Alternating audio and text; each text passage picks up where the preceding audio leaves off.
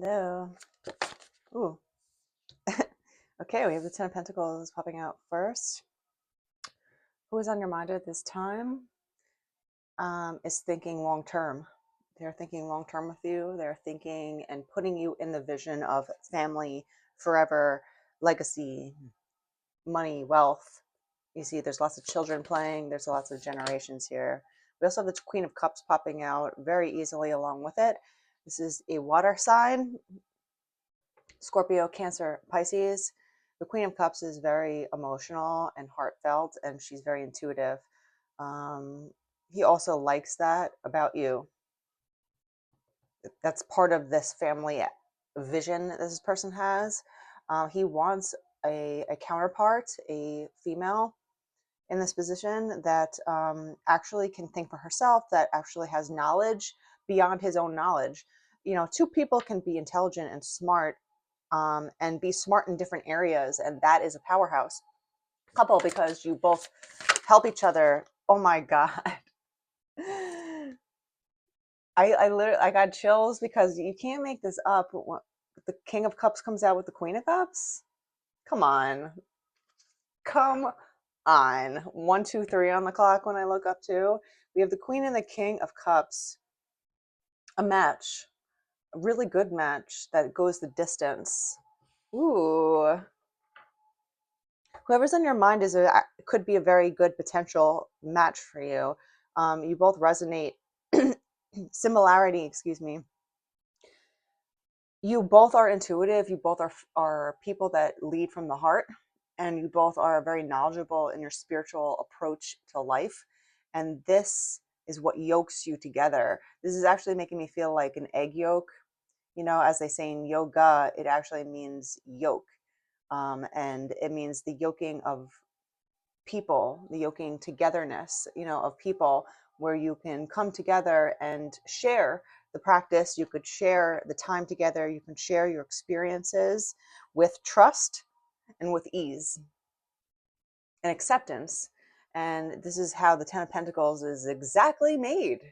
So what else is going on with this person? This is exciting. What else? Let's pull some of these cards out. Let's pull some romance cards out.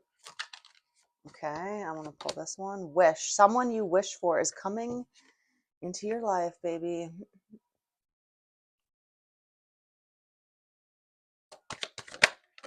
Individuality. Be wary of possessive partners and maintain your individuality.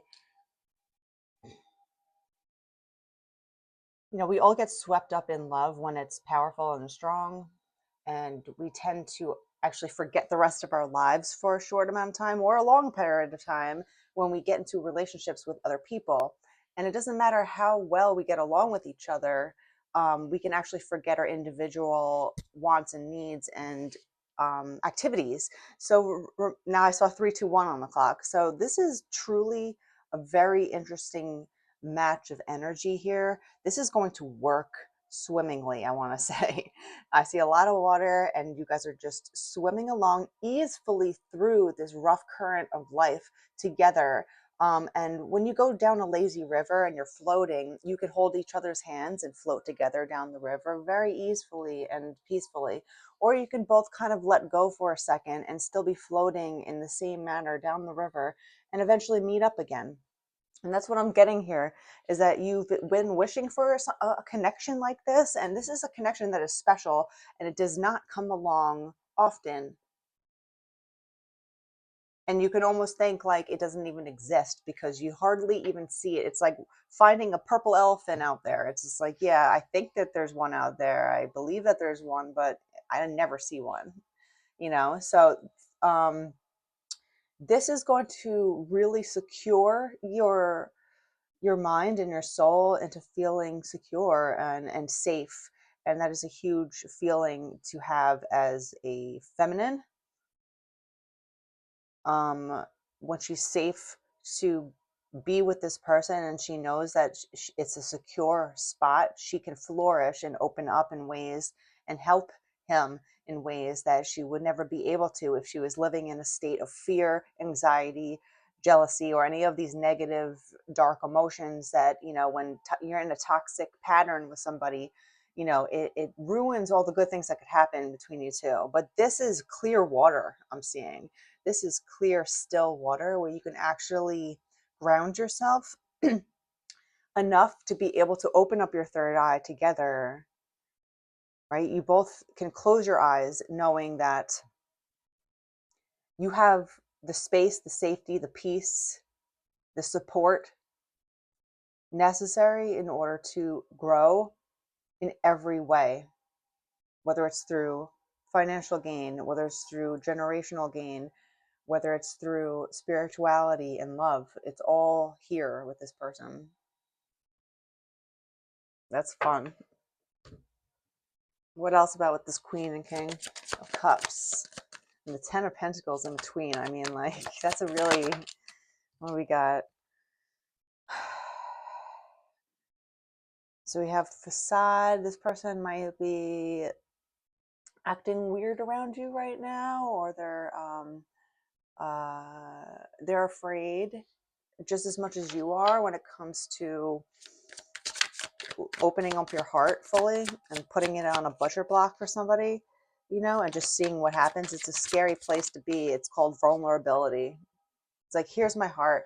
You have the ability to do what you wish for. You could hurt me or you can heal me. Which one do you choose? And you let it go, knowing that you're going to be all right no matter what happens. We also have triggers that come out. Again, any good relationship is supposed to trigger you. It's supposed to help you grow. Okay, like it's not always getting along. It's like when we don't get along and when we disagree, how do we heal each other? How do we progress forward intellectually to get smarter and smarter so the triggers go away? The problem is with when people get triggered, they feel like that's a red flag and then they immediately leave. But when two people are willing to be open enough and spiritual enough and mature enough to heal each other's triggers, the facades disappear. You heal the triggers and they don't become triggers as harshly anymore, right? And they don't show up anymore because you already handled it. You talked about it, you handled it. You both came up with a plan of how you're going to deal with it going forward. And that's how you heal in a relationship. You cannot heal your triggers alone. You can partially heal your triggers alone by recognizing yourself, knowing yourself, having a lot of inner work done to know all of the things that trigger you and why, right?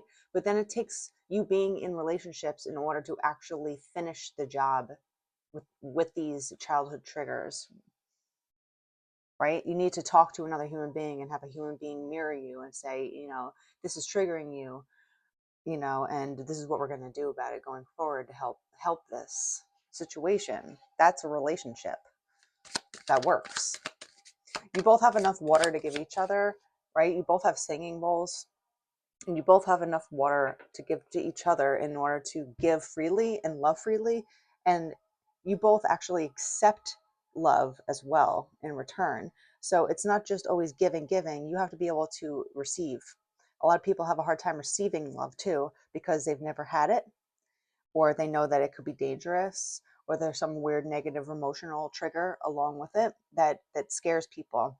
But again, you can work through that through first being individually insightful with yourself and finding out what actually triggers you and where it comes from, where it actually honestly stems from, and then knowing when it triggers you, knowing that it actually is, you could stop yourself and be like, I am being triggered right now.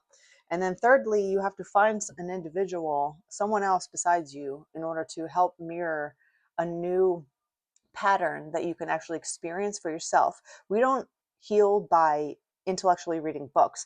We can get halfway there, but then we have to act out situations and have situational healing, relational healing, through experiences in order to calm our nervous systems down, to be like, this is not always going to happen if this happens, or if I get triggered, this is not always going to be the outcome because this person is showing me that another outcome can be had.